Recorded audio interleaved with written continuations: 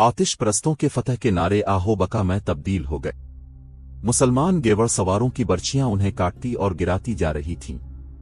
दुश्मन में भगदड़ तो उन हजारों ईसाइयों ने मचाई जिन्हें जंग का तजर्बा नहीं था, और इस भगदड़ में इजाफा दुश्मन के उन सिपाहियों ने किया जो पहले मार्कों से भागे हुए थे।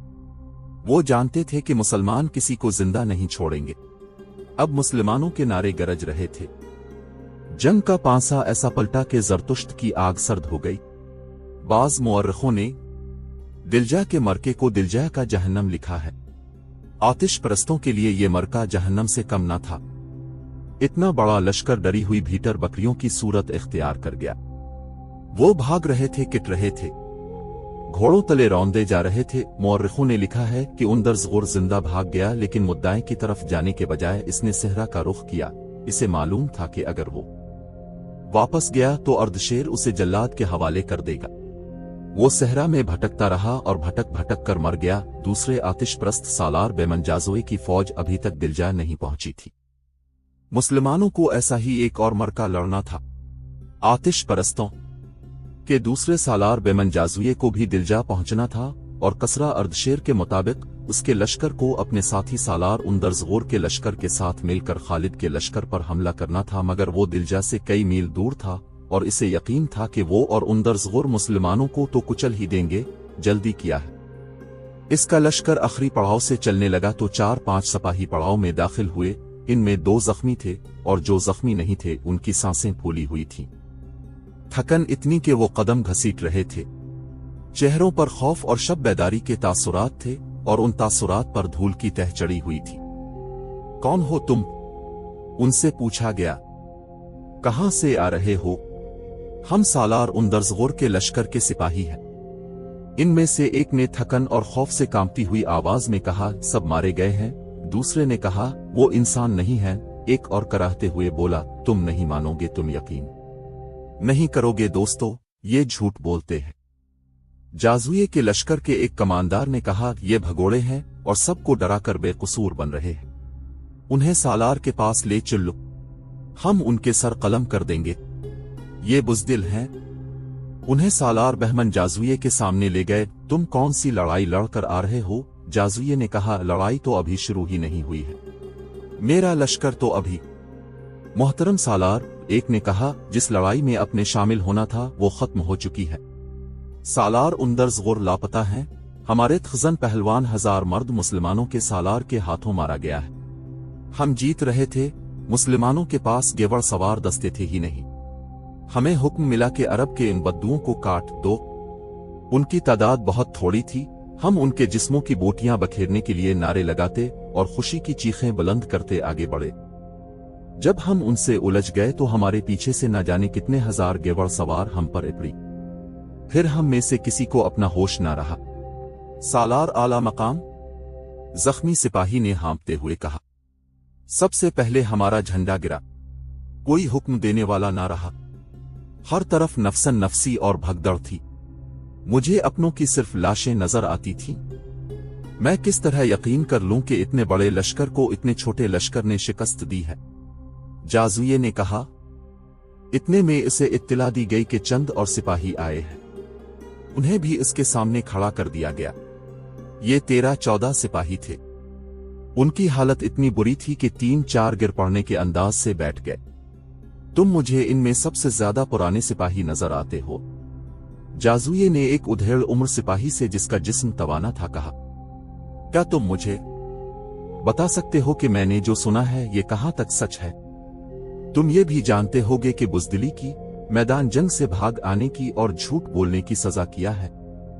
अगर आपने सुना है कि सालार उंदर ज़ुर की फौज मदीना की फौज के हाथों किट गई है, तो ऐसा ही सच है जैसा अब सालार हैं और मैं सिपाही हूं। इस पुराने सिपाही ने कहा, और ये ऐसे ही सच है जैसे वो आसमान पर सूरज है और हम सब जमीन पर खड़े हैं। मैंने मुसलमानों के खिलाफ ये तीसरी लड़ाई लड़ी है।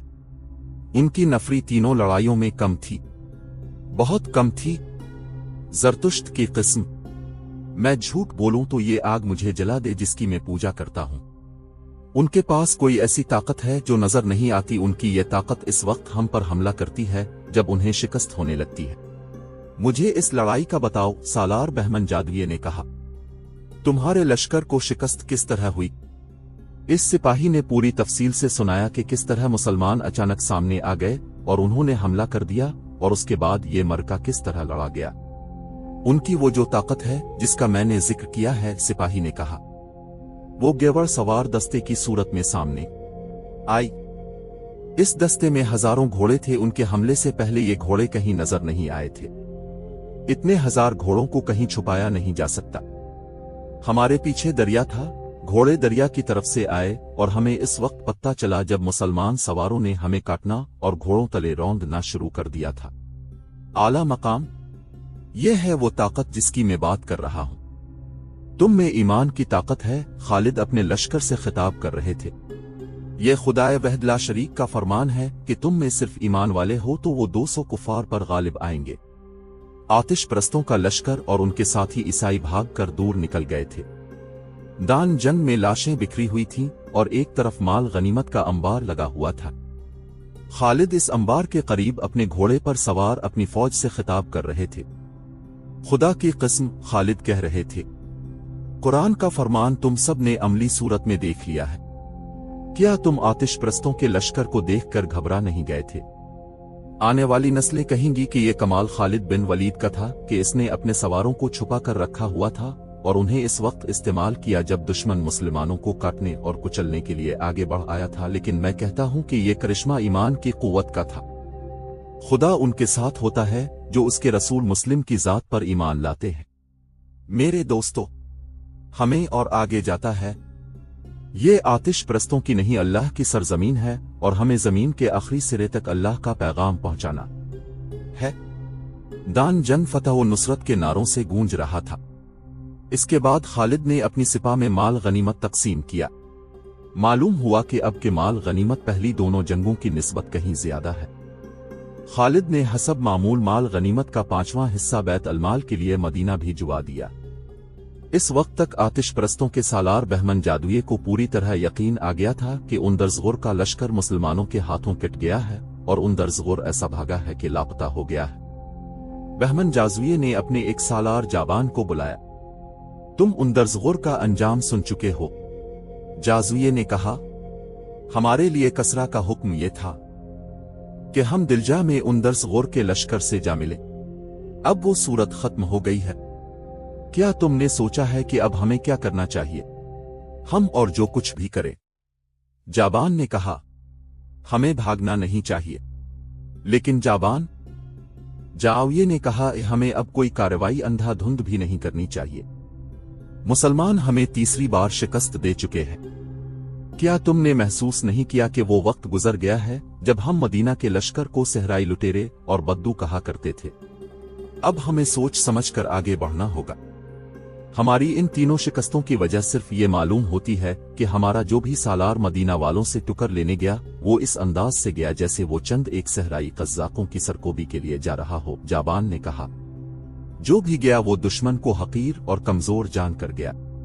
हमारी आंखें पहली शिकस्त में ही खुल जानी चाहिए थीं, लेकिन ऐसा ना हुआ। अपने भी तो कुछ सोचा होगा। सबसे पहली सोच तो मुझे ये परेशान कर रही है। जादुए ने कहा कि कसरा अर्धशेर बीमार पड़ा है। मैं जानता हूं उसे पहली 2 शिकस्तों के सदमे ने बिस्तर पर डाल दिया है। एक और शिकस्त की खबर उसे ले डूबेगी। ये भी हो सकता है कि इस शिकस्त की खबर पहुंचाने वाले को वो कत्ल ही करा दे। लेकिन जाबान ने कहा, हम कसरा की खुशनूदी के लिए नहीं लड़ रहे। हमें ज़रतुश्त की अजमत और आन की खातिर लड़ना है। मैं तुमसे एक मशवरा लेना चाहता हूं जाबान, जादुए ने कहा। तुम देख रहे हो कि कसरा ने हमें जो हुक्म दिया था वो बेमकसद हो चुका है। मैं मुद्दाएं चला जाता हूं, कसरा से नया हुक्म लूंगा। मैं इसके साथ कुछ और बातें भी करना चाहता हूं। इसे भी ये कहने की आदत हो गई है कि जाओ और मुसलमानों को कुचल डालो। इसे अभी तक किसी ने बताया नहीं कि जंगी ताकत सिर्फ हमारे पास नहीं। मैंने मान लिया है कि लड़ने की जितनी अहमियत और जितना जज्बा मुसलमानों में है वो हमारे यहां नापैद है। जाबान, ताकत के घमंड से किसी को शिकस्त नहीं दी जा सकती। मैं भी इसी को बेहतर समझूंगा। जाबान ने कहा, अब कोच को रोक दें और मुद्दाएं चले जाएं। कोच रोक दो, जादुए ने हुक्म के लहजे में कहा। लश्कर को यहीं खैमाजन कर दो। मेरी वापसी तक तुम लश्कर के सालार हो गए। अगर आपकी गैर हाजिरी में मुसलमान यहां तक पहुंच गए या उनसे आमना सामना हो गया तो मेरे लिए आपका क्या हुक्म है? जाबान ने पूछा, क्या मैं इनसे लड़ूं या आपके आने तक जंग शुरू ना करूं? तुम्हारी कोशिश ये होनी चाहिए कि मेरी वापसी तक तसादुम ना हो, जाजुए ने कहा। आतिश प्रस्तों के लश्कर का कोच रोककर उसे वहीं खैमाजन कर दिया गया और बहमन जाजुए अपने मुहाफिज दस्ते के चंद एक गेवर सवारों को साथ लेकर मुद्दाएं को रवाना हो गया। बकर बन वाइल की बस्तियों में एक तरफ गिरिया जारी थी और दूसरी तरफ जोश व खरूश और जज्बा इंतकाम की ललकार। इस ईसाई कबीले के वो हजारों आदमी जो ललकारते और नारे लगाते हुए आतिशप्रस्त लश्कर के साथ मुसलमानों को फारिस की सरहद से निकालने गए थे, वो मैदान जंग से भागकर अपनी बस्तियों को चले गए थे। ये वो थे जो जिंदा निकल गए थे, उनके कई साथी मारे गए थे। इनमें बाज जख्मी थे जो अपने आप को घसीटते आ रहे थे मगर रास्ते में मर गए थे। ये ईसाई जब सर झुकाए हुए अपनी बस्तियों में पहुंचने लगे तो घर घर से औरतें, बच्चे और बूढ़े निकल गए। इन शिकस्त खुर्दा टोलियों में औरतें अपने बेटों, भाइयों और खावंदों को ढूंढने लगे। बच्चे अपने बापों को देखते फिर रहे थे। उन्हें पहला सदमा तो यह हुआ कि वो पिट कर लूटे थे। फिर सदमा उन्हें हुआ जिनके अजीज वापस नहीं आए थे। बस्तियों में औरतों की आह वफुगाहें सुनाई देने लगी। वो ऊंची आवाज से रोती थीं, फिर तुम जिंदा क्यों आ गए हो? एक औरत ने शिकस्त खाकर आने वालों से चला चला कर कहा, तुम उनके खून का बदला लेने के लिए वहीं क्यों नहीं रहे? ये आवाज कई औरतों की आवाज बन गई। फिर औरतों की यही ललकार सुनाई देने लगी, तुमने बकर बन वाइल का नाम डुबो दिया है। तुमने इन मुसलमानों से शिकस्त खाई है जो उसी कबीले के हैं। जाओ और शिकस्त का इंतकाम लो। मुसना बिन हारसा का सर काट कर लाओ, जिसने एक ही कबीले को 2 धड़ों में काट दिया है। मुसना बिन हारसा इसी कबीले का एक सरदार था। उसने कुछ अरसे पहले इस्लाम कबूल कर लिया था और उसके जेर असर इस कबीले के हजारों लोग मुसलमान हो गए थे। इन मुसलमानों में से कई खालिद की फौज में शामिल हो गए थे। इसी तरह एक ही कबीले के लोग एक दूसरे के खिलाफ सफ आरा हो गए थे। तबरी और इब्न कुत्तिबा ने लिखा है कि शिकस्त खुर्दा ईसाई अपनी औरतों के तानों और उनकी ललकार से मुतासिर होकर मुसलमानों के खिलाफ लड़ने के लिए तैयार हो गए।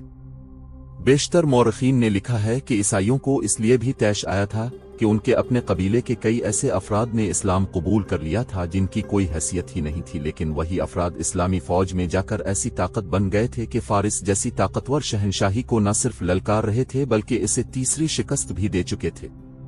अब इन लोगों को अपने मजहब में वापस लाना बहुत मुश्किल है। बकर बन वाइल के एक सरदार अब्दुल अस्वद अमली ने कहा, उनका एक ही इलाज है कि उन्हें कत्ल कर दिया जाए। अब्दुल अस्वद बन्नू अजलान का सरदार था। ये भी बकर बन वाइल की शाख थी, इसलिए वो अजली कहलाता था। माना हुआ जंगजू ईसाई था। क्या तुम मुसलमानों के कत्ल को आसान समझते हो? एक बूढ़े ईसाई ने कहा, दान जंग में तुम उन्हें पीठ दिखा आए हो। मैं एक मशवरा देता हूं, इस कबीले के एक और बड़े ने कहा, हमारे साथ जो मुसलमान रहते हैं उन्हें खत्म कर दिया जाए। पहले उन्हें कहा जाए कि ईसाईयत में वापस आ जाएं, अगर इनकार करें तो उन्हें खुफिया तरीकों से कत्ल किया जाए। नहीं, अब्दुल अस्वद ने कहा, क्या तुम भूल गए हो कि हमारे कबीले के उन मुसलमानों ने खुफिया कार्रवाइयों से फारिस की शहनशाही में कैसी तबाही मचाई थी? उन्होंने कितनी दिलेरी से फारिस की फौजी चौकियों पर हमले किए थे। उन्होंने कसरा की रियाया होकर कसरा की फौज के कई कमांडारों को कत्ल कर दिया था।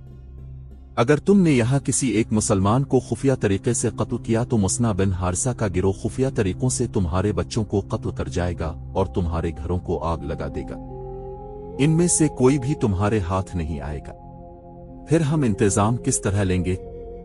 एक ने पूछा, तुम्हारे लिए तो इंतजाम बहुत ही जरूरी है, क्योंकि तुम्हारे 2 जवान बेटे दिलजह की लड़ाई में मुसलमानों के हाथों मारे गए हैं। शहंशाह फारिस और मुसलमानों की अपनी जंग है।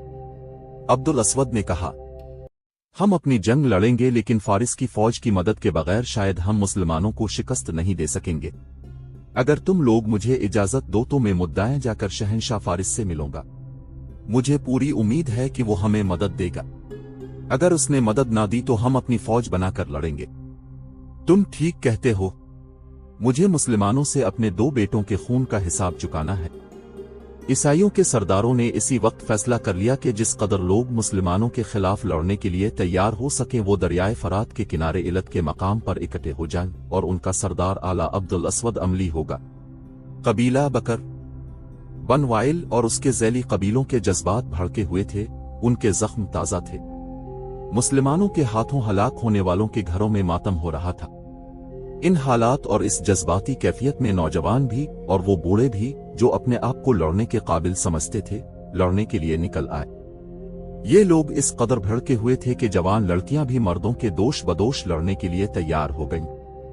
इराकी ईसाइयों के अज़ाइम, जंगी तैयारियां और अलीस के मकाम पर उनका एक फौज की सूरत में इज्तिमा खालिद से पोशीदा नहीं था।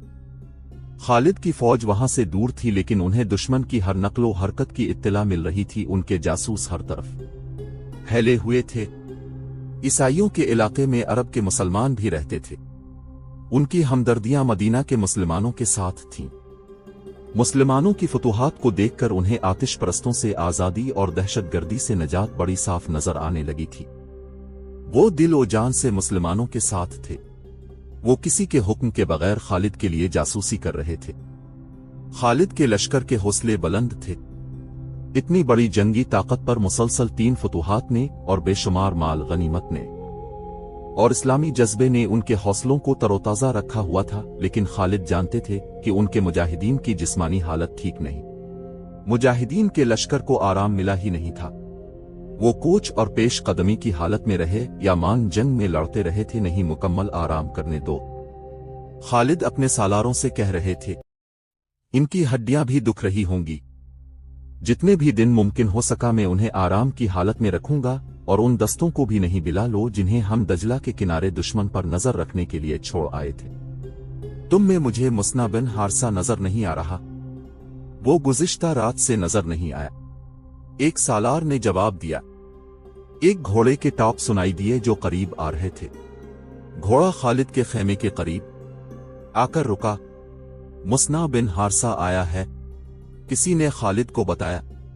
मुस्ना घोड़े से कूदकर उतरा और दौड़ता हुआ खालिद के खेमे में दाखिल हुआ। तुझ पर अल्लाह की रहमत हो वलीद के बेटे, मुस्ना ने पर जोश आवाज में कहा और बैठने के बजाय खेमे में मिलने लगा। खुदा की कसम इब्न हारसा, खालिद ने मुस्कुराते हुए कहा, तेरी चाल ढाल और तेरा जोश बता रहा कि तुझे कहीं से खजाना मिल गया। खजाने से ज्यादा कीमती खबर लाया हूं इब्न वलीद। मुस्ना बिन हारसा ने कहा, मेरे कबीले के ईसाइयों का एक लश्कर तैयार होकर अलीस के मकाम पर जमा होने के लिए चला गया है। उनके सरदारों ने दरवाजे बंद करके हमारे खिलाफ जो मंसूबा बनाया है वो मुझ तक पहुंच गया। क्या यही खबर लाने के लिए तो रात से किसी को नजर नहीं आया? खालिद ने पूछा। हाँ, मुस्ना ने जवाब दिया। वो मेरा कबीला है। मैं जानता था कि मेरे कबीले के लोग इंतकाम लिए बगैर चीन से नहीं बैठेंगे। मैं अपना हुलिया बदल कर इनके पीछे चला गया था। जिस मकान में बैठकर उन्होंने हमारे खिलाफ लड़ने का मंसूबा बनाया है, मैं उसके साथ वाले मकान में बैठा हुआ था। मैं वहां से पूरी खबर लेकर निकला हूं। दूसरी इत्तला यह है कि उनके सरदार इस मकसद के लिए मुद्दाएं चले गए हैं और वो अर्धशेर से फौजी मदद लेकर हम पर हमला करेंगे। तो इसका मतलब यह हुआ कि मैं अपने लश्कर को आराम की मोहलत नहीं दे सकूंगा। खालिद ने कहा, क्या तुम पसंद नहीं करोगे? जिस तरह हमने दिलजा में आतिश परस्तों को तैयारी की मोहलत नहीं दी थी, इसी तरह हम ईसाइयों और आतिश परस्तों के इज्तिमा से पहले ही उन पर हमला कर देंगे। खुदा तेरी उम्र दराज करे इब्न वलीद। मुस्ना ने कहा, तरीका यही बेहतर है कि दुश्मन का सर उठने से पहले ही कुचल दिया जाए। खालिद ने अपने दूसरे सालारों की तरफ देखा जैसे वो उनसे मशवरा मांग रहे हों। होना तो ऐसा ही चाहिए। सालार आसिम बिन उमरो ने कहा, लेकिन लश्कर की जिस्मानी हालत देख ले। क्या हमारे लिए ये फायदामंद ना होगा कि कम अज कम 2 दिन लश्कर को आराम करने दें? हाँ इब्न वलीद। दूसरे सालार अदी बिन हातिम ने कहा, कहीं ऐसा ना हो कि पहली 3 फतूहात के नशे में हमें शिकस्त का मुंह देखना पड़े। इब्न हातिम। खालिद ने कहा, मैं तेरे इतने अच्छे मशवरे की तारीफ करता हूं, लेकिन यह भी सोच के हमने 2 दिन ईसाइयों को दे दिए तो क्या ऐसा नहीं होगा कि फारिस का लश्कर उनसे आन मिले? ऐसा हो सकता है, अदी बिन हातिम ने कहा, लेकिन बेहतर यह होगा कि आतिश परस्तों के लश्कर को आने दें। यूं भी तो हो सकता है कि हम बकर बनवाइल के ईसाइयों से उलझे हों और आतिश परस्त अकब से हम पर जिस को हमारे खिलाफ लड़ना है इसे इस मैदान में आने दें जहां वो लड़ना चाहते एन वलीद, मुसना बिन हारसा ने कहा, क्या तो मुझे इजाजत नहीं देगा कि ईसाइयों पर हमले की पहल में करूं? तो ने ऐसा क्यों सोचा है? खालिद ने पूछा। इसलिए कि जितना उन्हें मैं जानता हूं इतना कोई और नहीं जानता, मुसना बिन हारसा ने कहा, और मैं इसलिए भी सबसे आगे होकर उन पर हमला करना चाहता हूं कि उनके मंसूबे में यह भी शामिल है कि उनके कबीले के जिन लोगों ने इस्लाम कबूल कर लिया है उन्हें कत्ल कर दिया जाए। मैं उन्हें कहूंगा कि देखो कौन के कत्ल कर रहा है। उस वक्त हमारी नफरी कितनी है? खालिद ने पूछा। 18,000 से कुछ ज्यादा ही होगी, एक सालार ने जवाब दिया। जब हम फारिस की सरहद में दाखिल हुए थे तो हमारी नफरी 18,000 थी।